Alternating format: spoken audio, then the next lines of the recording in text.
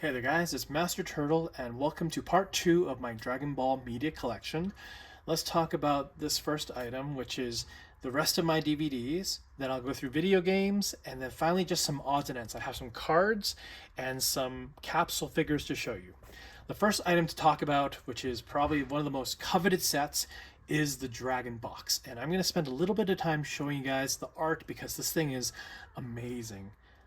First things first, this is the spine art that has Goku and Gohan, and it looks absolutely freaking amazing. This is one of the best display pieces that I have, and the other thing is I bought these at retail price, like $40 each.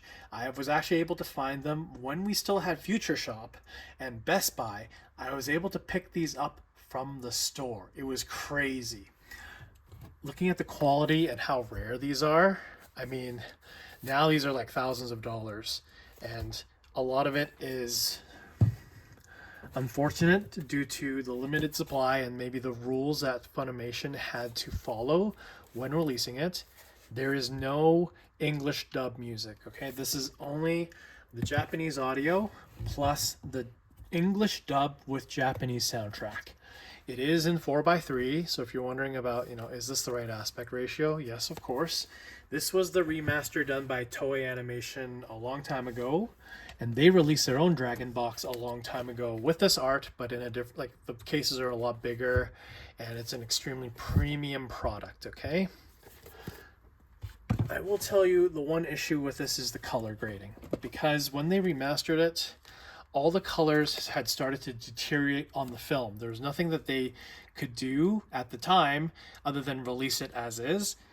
Nowadays, there is a significant amount of fan work remastering the colors of this release, and I appreciate that. If you remember, people have talked about the Dragon Ball Z Blu-rays level sets. Those had color correction on there, and a lot of these were sitting on master tapes. Sorry, it wasn't film, it was master tapes, and master tapes degrade over time. No one's keeping all of this forever. You wouldn't expect it to be the biggest show ever, but this Dragon Box, I really love it on the shelf, but I can tell you one issue. I've only watched through it once, and if I were spending thousands of dollars on this, I would really think about whether or not this is worth it for me as a collector. Looking at it now, obviously, like, should I sell this thing? I don't want to because they're so rare, and the video quality looks really amazing. But if you ask me, I don't think this is the release that I would go back to all the time, okay? But anyways, this is the Dragon Box. You know it, I know it. I think maybe one last thing to show you is what the inside looks like of the DVDs. Like, look at this. This is beautiful. They also come with a book, and each of the books has character profiles, production art. Really, really cool. Really, really cool. And also that one. I won't go through the rest of this, but I think you get the picture.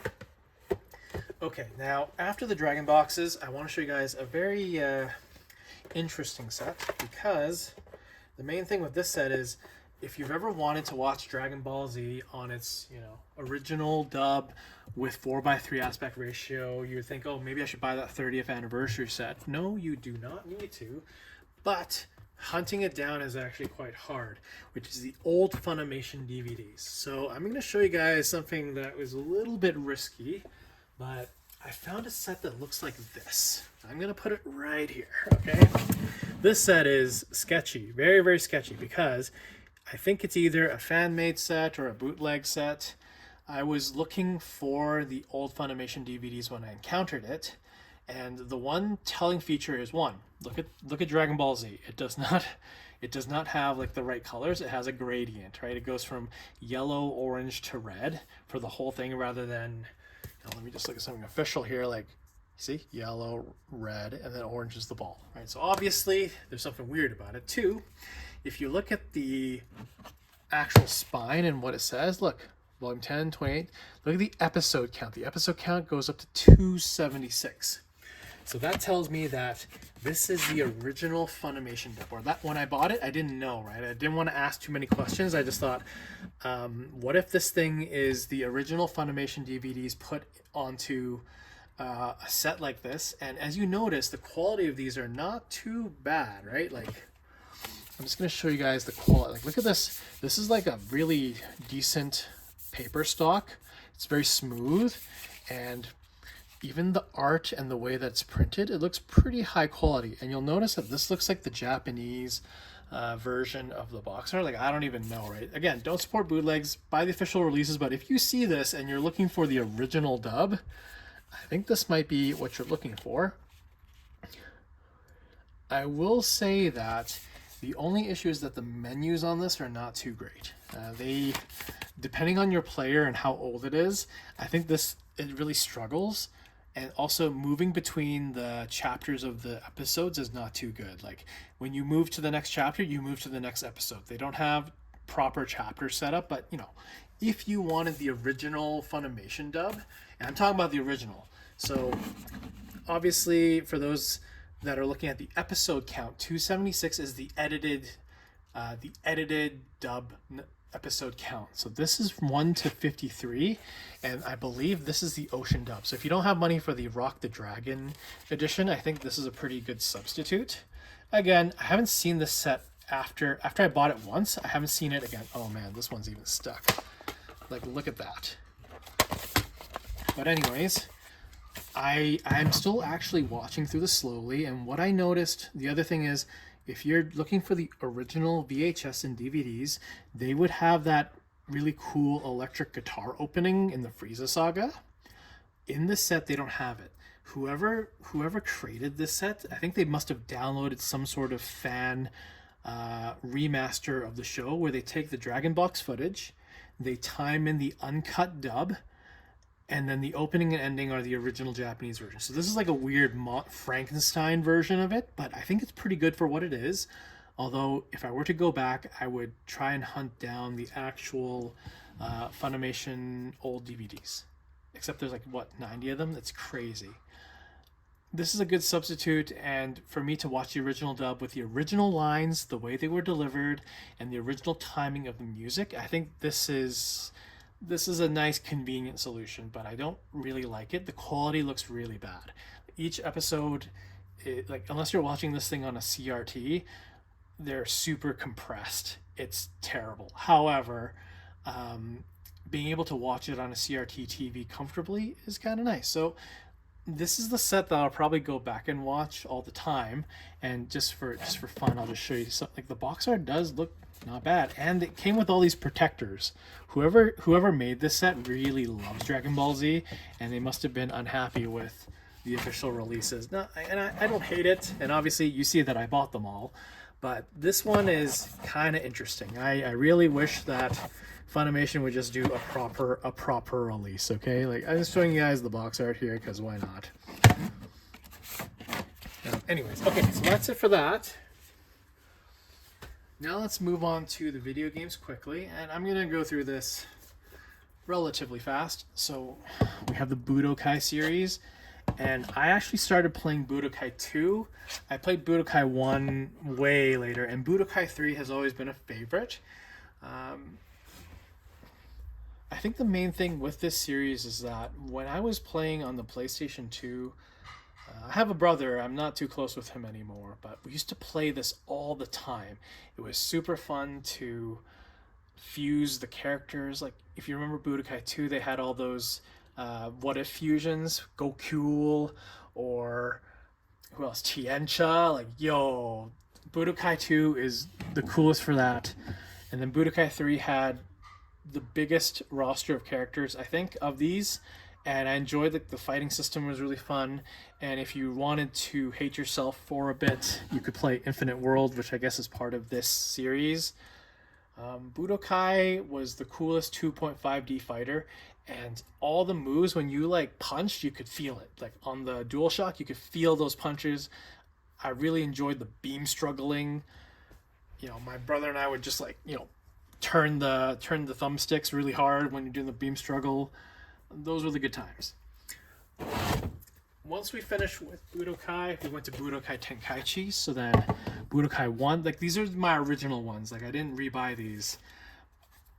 This was okay. This is when we started getting into 3D arena fighters, which to be honest, I love these games. Like, even though they're starting to come out like for every big IP, like My Hero, Bleach, all of them have some sort of arena fighter. I think like the Tenkaichi series was amazing. My favorite personally is Tenkaichi 2. I remember this one had like really cool story scenarios. Like you can see like young Goku, Super Saiyan Goku, Super Saiyan 4 Goku in Trunks Blade. Like, yo, man, this was when box art was so cool. When we got to Budokai Tenkaichi 3, this of course is a lot of people's favorites. It's my favorite. There's like 150 characters. Like, yo, you had multiple forms. This was crazy for what you could do in the PS2 era. And just for good measure, I actually bought a second one because I had lost that first one for a while. I just really love this game, so I needed to make sure I had a good copy. Okay, that's Tenkaichi. And then just to round out the Tenkaichi and Budokai, I have the 3 Budokai and Tenkaichi games: Shin Budokai, Tenkaichi Tag Team, and Shin Budokai Another Road. This one has some alternate storylines, which is kind of cool. And these are for the PSP. Really love them. I haven't finished these games yet, though. Now that I'm looking at it with you guys right now in 2026, not done yet. And then on Nintendo, I don't have too much. I have Extreme Budoten and Dragon Ball Fusions. This game's main selling point is that everybody fuses with freaking everybody. My favorite is this Goku Brawly fusion, but I'm stuck in this game somewhere. It is quite cool. Extreme Budoten, it's one of those like 2.5D fighters, I think. The art is cool. I'm not done this one either. Okay. And then we get into the more modern era of gaming. So let's talk about Burst Limit. Burst Limit is a beautiful game. Looks amazing in terms of the cell shading, really cool music. Then we get into Ultimate Tenkaichi. If you know what like a quick time movie is, or a quick time event in a game, this game is literally button clicking. All the moves are based on quick time events, which it's fun for a while, but then it does get old. Then we got Raging Blast 2.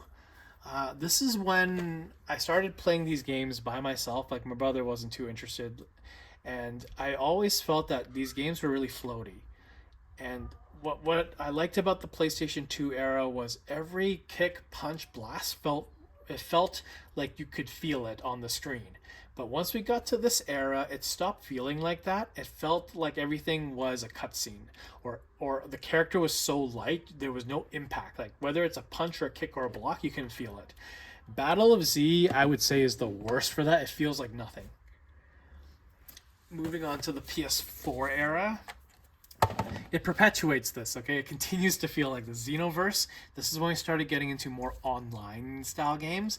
Xenoverse 2, which is, I think it's still a pretty popular game. I haven't gone that far in it, but I understand the appeal because this has the time travel part of Dragon Ball, which I do like. And then if we talk about good feeling fighting games, we got to talk about Dragon Ball Fighter Z, done by Arc System Works. They did Blaze Blue and Guilty Gear, and this game is awesome. I love it. And the one game that I really want to play but I haven't yet is Dragon Ball Z Kakarot, which is not a fighter. It's one of those action adventure games which you need a lot of time. And for those that remember the Game Boy Advance, when you had the Legacy of Goku games, I don't have those games anymore. I used to, have them, but I don't. They had the Bruce Faulkner score throughout the game, and it was like an action RPG, but with sprites. Yo, that was so cool. So I don't have high expectations for this game, but I know that people do like it, and it's still being sold at, like, there's so many different editions of this too. There's like the Daima edition for this now. Anyways, this is all my Dragon Ball Z games. Now, let's finish off with some of the obscure stuff, if you guys are wondering what that means. Okay, so in Japan, I saw a bunch of these like cards in those machines, and I actually bought this binder. So this is like Super Dragon Ball Heroes. This stuff is exclusive to Japan, or at least anywhere that has this not canon game. But in these not canon games, you have like really cool looking cards that you can use on the game. Like, it's an arcade game where you can, like, basically, I think you can press the card in and you get the characters. It's like one of those. If you ever played Injustice at the arcade, I think it's like that. And there's so many, like, alternate versions of characters, and I mean, my favorite's probably this Goku page. Like, my favorite's Super Saiyan 4 Goku, if you guys didn't know. But I collected a whole bunch of these cards. I'm just going to show you guys really quick, and they're really shiny.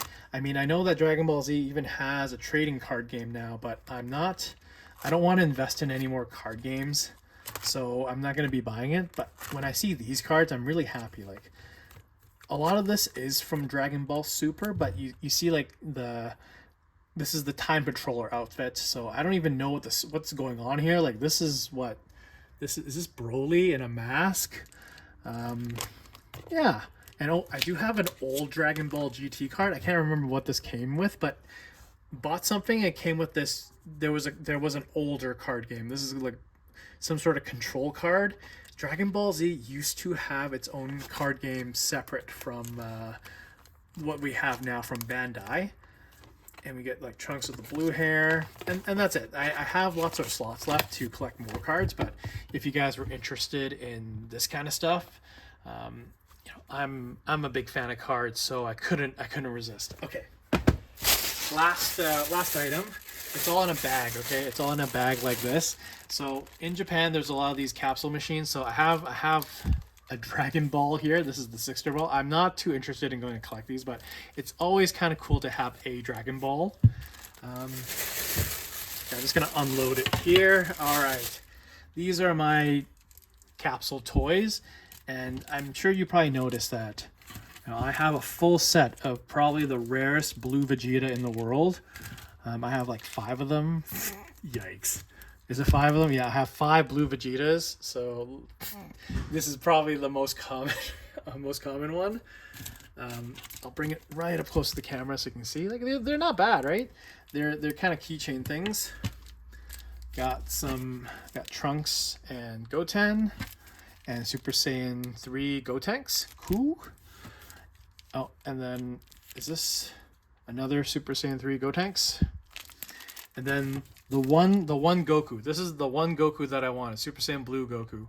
My wife made fun of me for getting so many freaking Vegetas, because I kept trying, and I don't think I got everything. But this was just at the time it was fun. But I don't really collect these. I collect figures. I collect statues.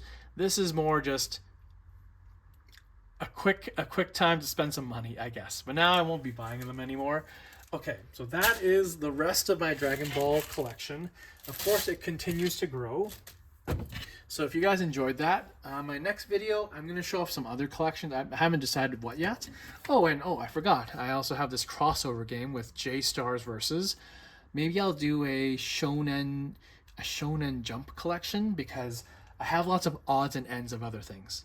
So hopefully you guys enjoyed this video. Part 3, maybe Shonen Jump as a whole rather than doing individual videos. Okay, please like, comment, subscribe, and thank you guys for doing the poll. I think the king of the shelf personally has got to be the Dragon boxes. Okay, that's my pick. But for those that got the 30th anniversary, you have the Funimation single DVDs. Like, those are monsters. Okay, those are monsters in terms of how cool they are. Let's not talk about video quality.